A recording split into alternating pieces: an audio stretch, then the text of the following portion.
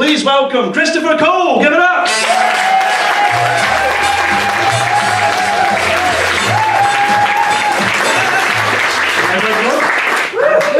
So, my name's Chris. I'm a PhD student up at Newcastle University, and actually I'm just going into my third year recently. I just passed my second year review. So the annual reviews, for those of you who aren't in PhDs, every year we have like 2 academic supervisors. You have a little meeting and sit roughly where you two are now, and they sort of pummel you down and all your research to build you up for your Viva, your big showdown.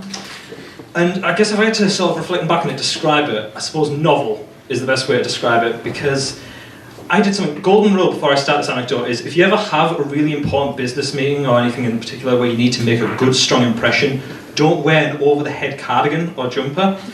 So I went in, I got to the front, I loaded up my PowerPoint, and then I took off my jumper, looked up proudly, looked down and realised I was topless. I'd taken my top off as well. Making eye contact with 2 of the people I respect most in my field and about to talk to them why I deserve my PhD.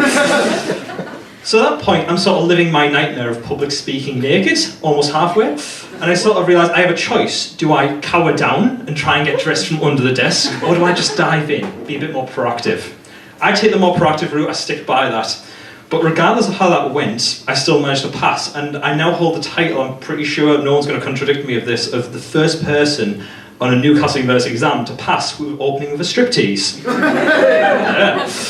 So it was an interesting spot for like looking back on how you actually get into science. So I got into science when I was 14 years old. Sort of everyone else was sort of finding themselves, finding out who they are, got socialising, sort of finding themselves romantically, and I was turning into a nerd. And I faced that decision that most of us have faced of what field. So physics, kind of limited. My best mathematical ability is solving a medium Sudoku problem. Chemistry, I liked it, but I was not that great in terms of actual practicality. So we had one experiment where it was a purity experiment, trying to actually isolate one molecule in particular. I scored the record low of the college of 4% with an average score of 75%. Still held to this day. So, and basically it's because usually when you connect up the apparatus in chemistry, you rub Vaseline on the outside edges. I put it on the inside where the fluid flows through, without really thinking things through, so I purified Vaseline. But regardless of all that, I actually ended up going into medical research, because that was the field that I thought I was most passionate about, sort of trying to improve lives, make all of us live longer. Nice goals. Now comes a little bit of a confession, and this is the first time I've done this on a stage. My name's Christopher Cole, and I'm also a chronic hypochondriac who went into medical research. Not the brightest decision, and I know some of you are probably thinking, well, I worry about my health too. It's very common these days. No. When you have symptom checker saved to a point on your phone to check regularly, and you log in so much it remembers you and asks you follow-ups on how is that back pain that you were convinced was kidney cancer last week, then you're a hypochondriac. So I went off to university, and first day in a lecture theatre of about 300 people, settling in nicely to Newcastle. And this has only happened at Newcastle University. No one else seems to have said they've gone through something similar. So we sat down and it pops up on the slides, welcome to Newcastle University, one of the best universities in the UK. Next slide, big black letters, meningitis. Then a photo of a lady coughing, because there's always someone coughing on disease slides. And it was interesting because students are actually at increased risk of bacterial meningitis. And the reason for this is that it targets people with poor hygiene and a lot of interpersonal contact, so fresh as a week. You have a lot of students who aren't showering that much, they're going out on the pole and they're kissing and making up nightclubs.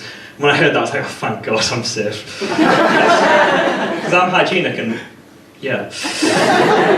So that was sort of like the hardship of that, and then I got through that, and I actually got 1 year in before I had my first lab accident. Big moment in a young scientist's life. And what happened was I was working in a lab where there was a tub of a molecule called SDS, sodium didecyl sulfate. It's a molecule that essentially just rips proteins apart. It was left on a bench with the lid off near a fan that was rotating by an undergraduate student. So you can see what happened. It just picked up the dust, sprayed it right in my face, coughing for 12 months. First lab accident, terrible. So I went 19 years having had healthy lungs from never touching a cigarette, and it all went up in smoke. You're groaning at that, I had to write it. So that was it, and then I sort of decided on what to specialise in, and wondering what should I actually go into. You might be wondering, okay, what did the hypochondriac choose? Microbiology and infectious disease. Again, not the brightest choice. But I sort of thought, do you know what? I like to see the world. Why not know what's going to kill you wherever you go? And it actually does provide you a bit of a way to fight back against hypochondriacism, because then you're sort of like, when your brain starts going, well, you definitely have leishmania. I don't think I do. So ultimately, what it's sort of given me is, it's given me a big chance to sort of reflect back and sort of think, how have I actually managed to get through this to date? And actually manage in health science? And it's very simple. It's because actually there's a lot of people like me in medical research. We call them health and safety specialists. Now, admittedly, these guys can go a bit far. To be fair, they're trying to protect scientists who have very little self-preservation. So one example might be chemical safety symbols. Most of us have seen them. So you have a flame for flammable, a skull for toxic. And there's one that really confuses me to this date. It's serious health hazards.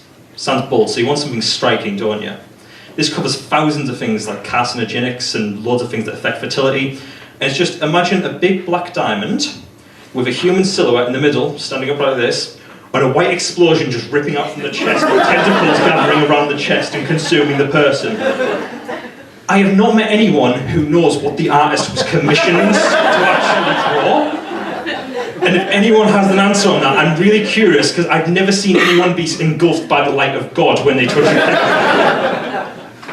But that was an interesting thing. The other thing is COSH forms. So a lot of it in science, we have to deal with writing up safety forms that everything comes into the lab, because we work with things like potassium cyanide, which will kill you in a drop.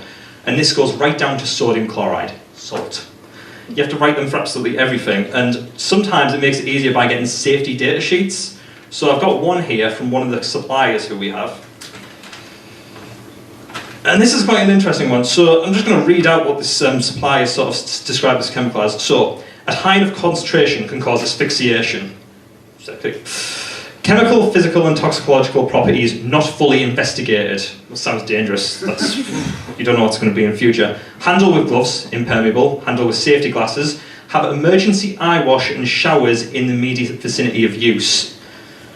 What's the molecule? Dihydrogen monoxide, H2O, water. So just to clarify, if you're working in a lab with water, make sure you have fresh water nearby to clean yourself off, just in case it gets a bit dangerous. But these are the people. There's actually a lot of people who are really over the top health and safety conscious like me, as it turns out. So I suppose, if I had to have one take-home message for all this, it's this. If you really have a passion in science, just go after it, no matter how crazy it makes you seem to a room full of strangers on a stage. I've been Chris Cole, thank you for listening, you've been wonderful. Good night.